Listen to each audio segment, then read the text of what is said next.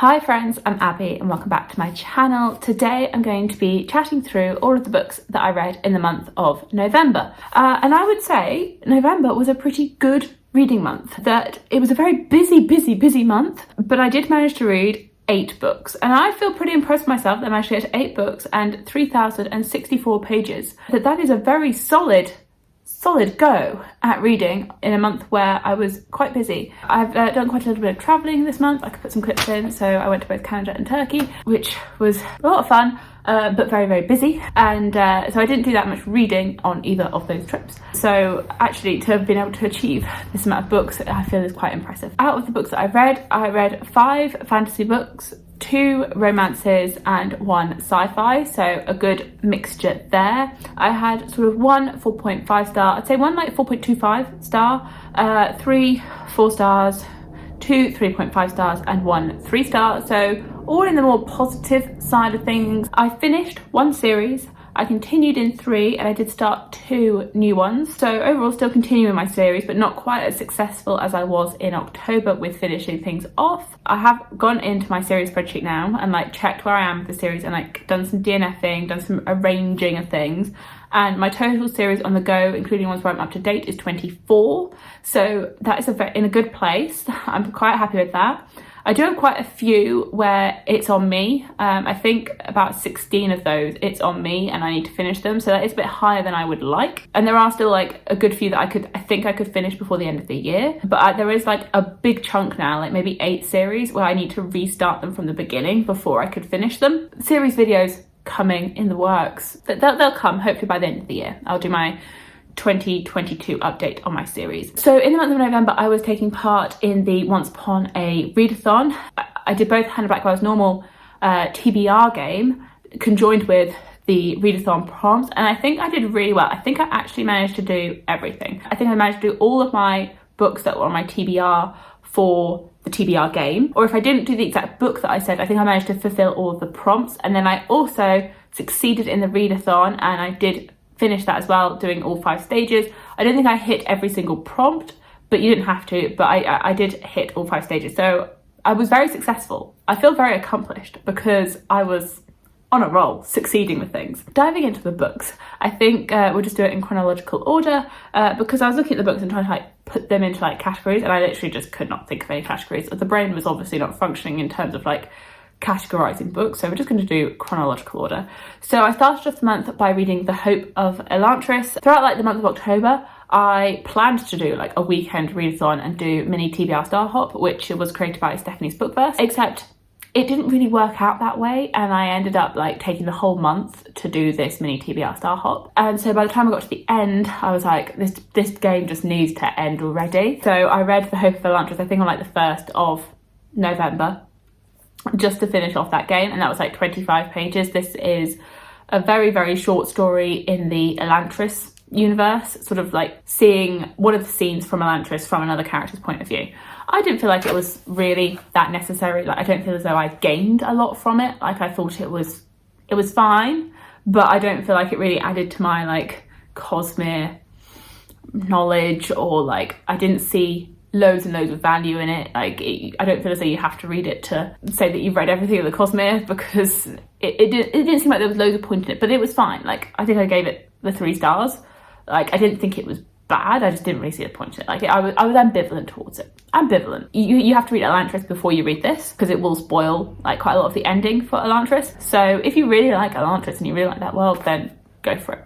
Go for it. I then read Daughter of the Moon Goddess by Sulin Tan. First book in the Celestial Kingdom duology. So I really like this. I really enjoyed this story. You are following our main character Xingying, and at the beginning of the book she has been raised in seclusion with her mother, who is the Moon Goddess, who was banished there many years ago to the moon.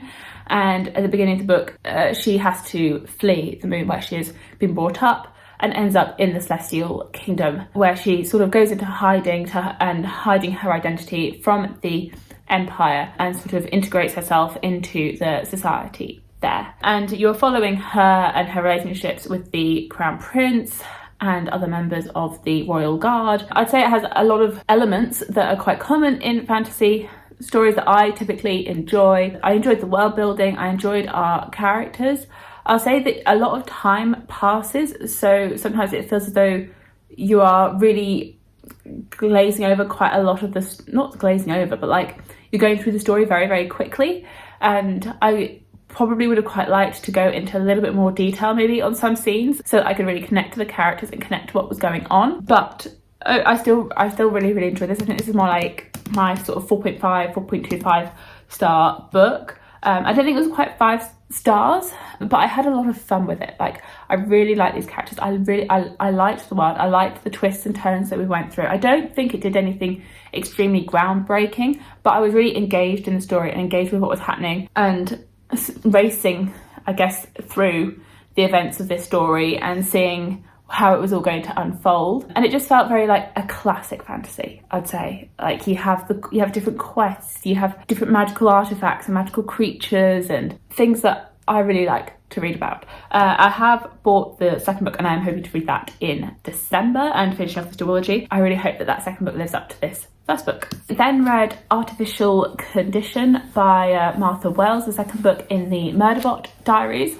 This book, so I listened to it on audiobook, and I had, I guess, a little bit of an experience with it in that I was reading this book when I was going to Canada for work, and that was a very jet lag trip. It was a very brief trip because I was only there for like 4 days and there's an 8-hour time difference. So my sleeping was very disjointed, and I started the book on that first night when I arrived, when I was struggling to sleep, even though I was very, very tired. And I got maybe halfway through before I fell asleep. I then, later on, a couple of days later, I was also struggling to sleep, so I started up the book again.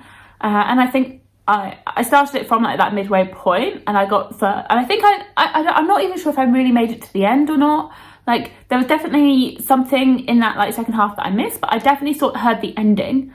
I then listened to it on the flight home, that like second half again, but also I'm not too sure again what bits I missed. But I did end up listening to that audiobook 3 times. I feel as though between those 3 times, I think I got the whole story, but it was a very disjointed attempt of it. But I also did still listen to it 3 times. Like, there are some parts of it that I think I know really, really well, because I definitely was like, oh, I know this bit. And then there'd be bits where I would be like, have I listened to this bit before? I don't know.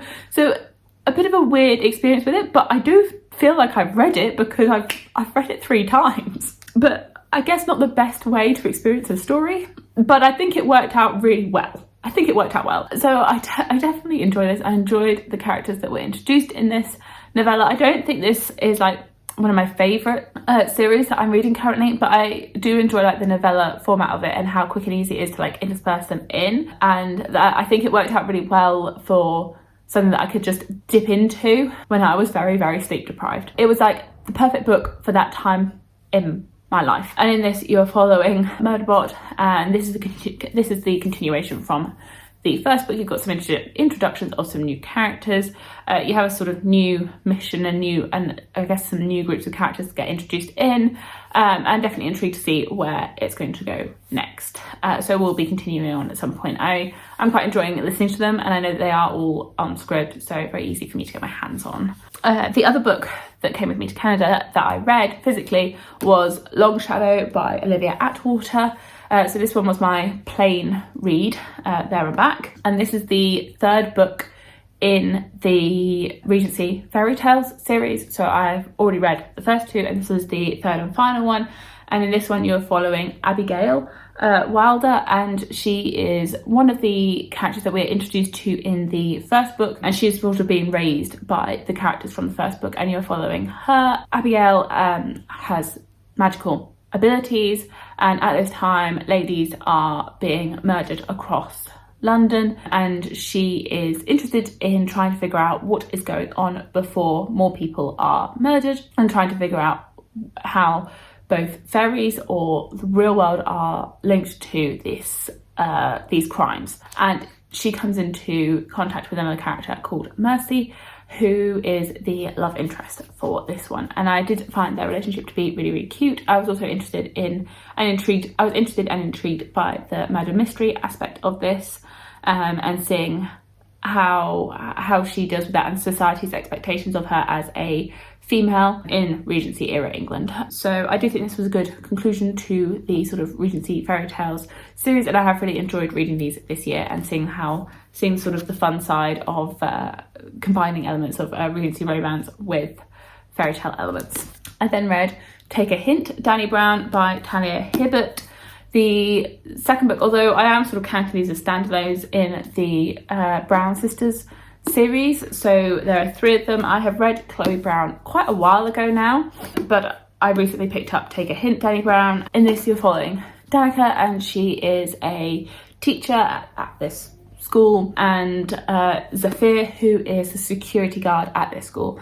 And one day there is an incident where she ends up trapped in a lift after following a fire drill, and Zafir saves her and carries her out, and they become sort of this Instagram famous meme, and so they sort of roll with that for the press for both of their images, and it's them and their friendship blossoming into something more. And I did find it really cute seeing their friendship blossom, because they were friends prior to this event, and seeing the different interweavings of their lives. And I did enjoy how this dealt with some more heavier themes, for both of them, and both of their lives. So like Zafir has lost some of his family members, and how he is dealing with that grief and how that has impacted him and his career. And then Danica as well, with her past love interest and how that has hurt her self-esteem and her self-worth, and seeing them come together over this sort of like fake relationship that then builds into more of a real one. Did enjoy this, and will definitely pick up Eve Brown at some point in the future. But I did find this was like a really quick, fun listen. I listened to this in the main, and would definitely recommend it if you're after like a quick, fun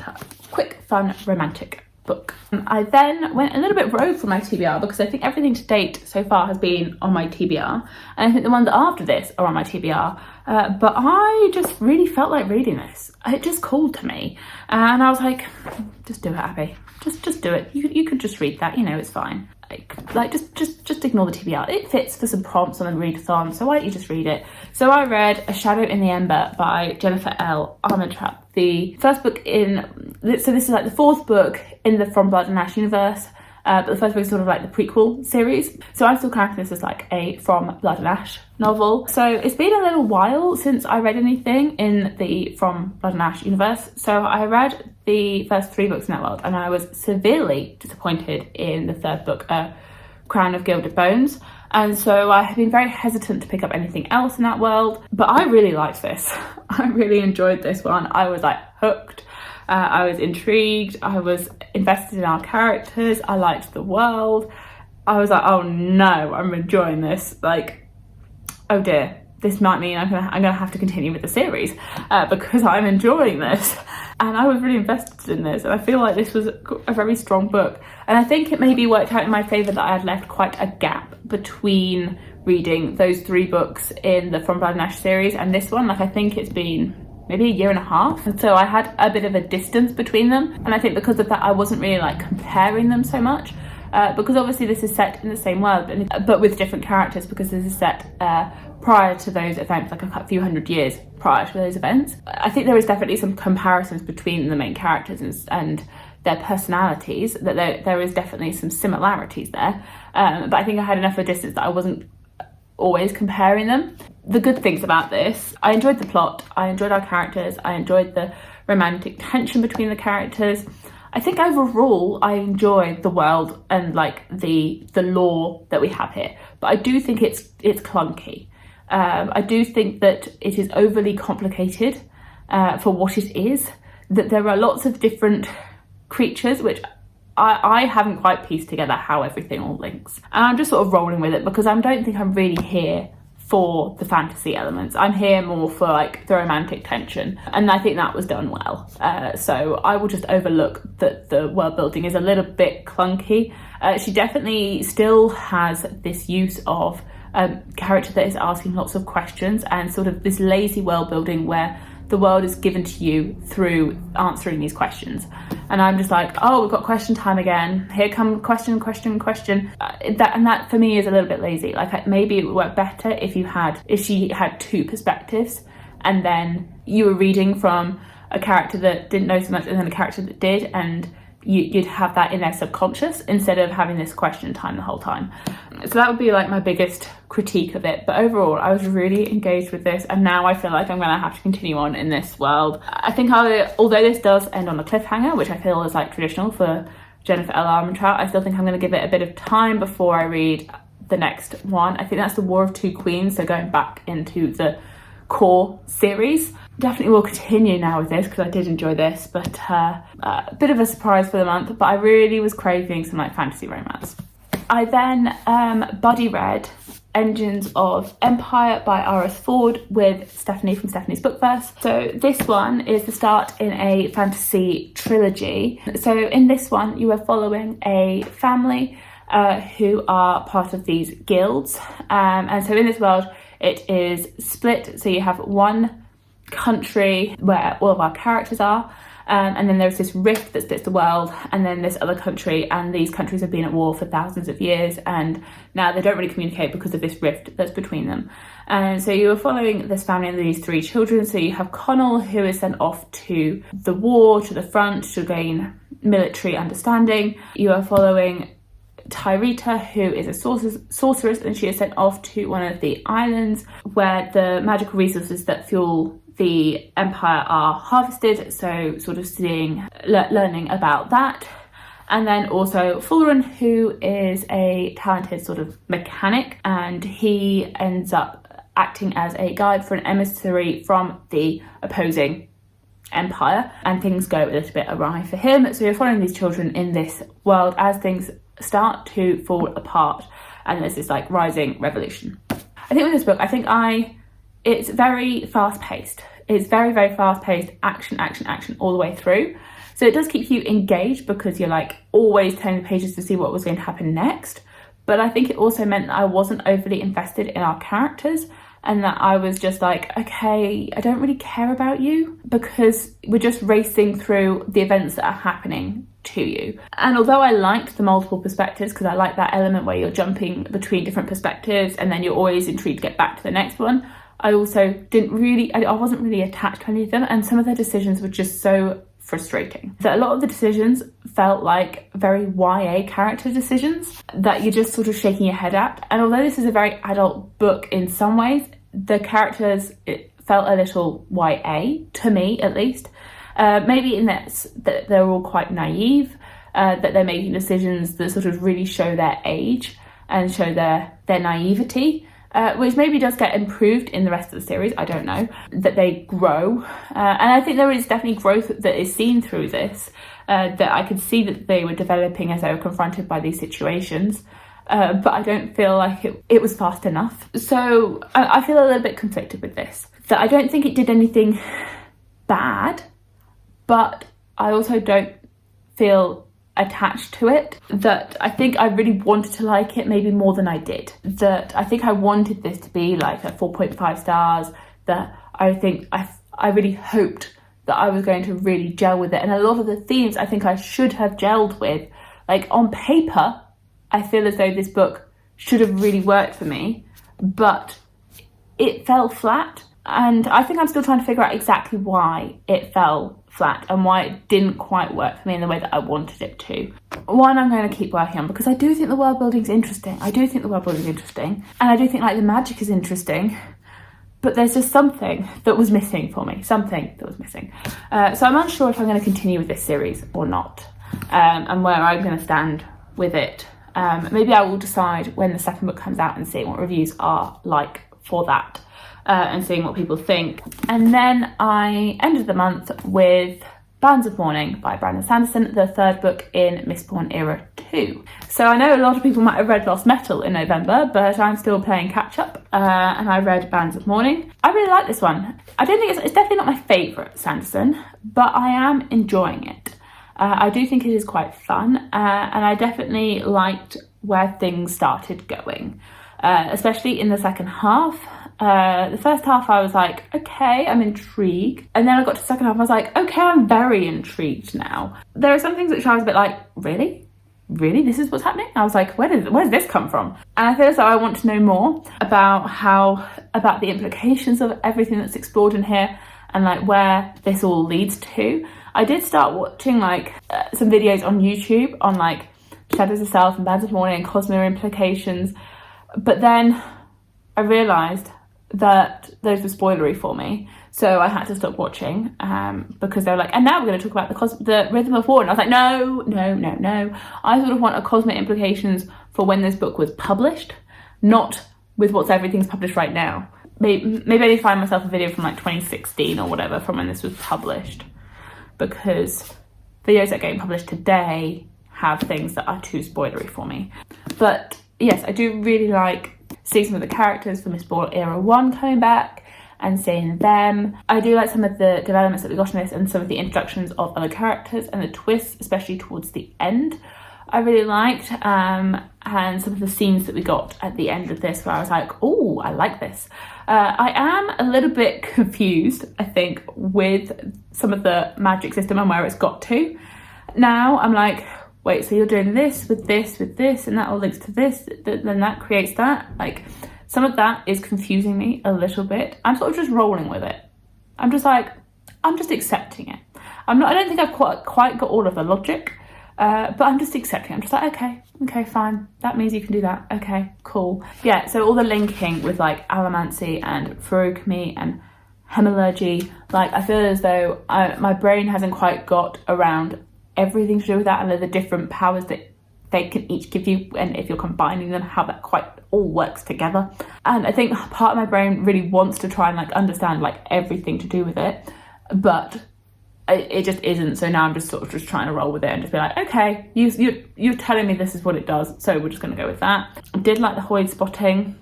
I was like, oh, spotted. But yeah, definitely intrigued to read Secret History now, then Oathbringer, then I think Lost Metal. My plans are to do Secret History, then Oathbringer, then I'll see if I have to do Rhythm of War, and then Lost Metal, or whether I do Lost Metal, then Rhythm of War. TBC, those ones will be next year. Oathbringer will be this year. It will. I have faith in myself. So that's where I concluded the month. I did start Blood Mercy by Bella Roth, the first book in that series. It's a fantasy romance series. I started on my Kindle, but I haven't read in a week now. So I definitely need to get back to that and get myself back into like the reading mojo, because I'm feeling a little bit out of touch with my reading. I was really engaged with it, but then I was like, I have to finish Bands of Mourning. And that was last weekend. So I finished Bands of Mourning, and then I haven't read all week because of being away. And when I thought I probably could have read on the flight, I was napping. So I do need to get back to that and actually like get into it, I think, a bit more and like give it some time. And that is a fantasy romance series. That's what I'm currently working on as we move into December. So those are the 8 books that I read in the month of November, and so the things I got up to this past month. Let me know how your reading in November went, and if you have read any of these books and if you have any thoughts on them. And thank you so much for watching, and I will see you in my future videos. Bye!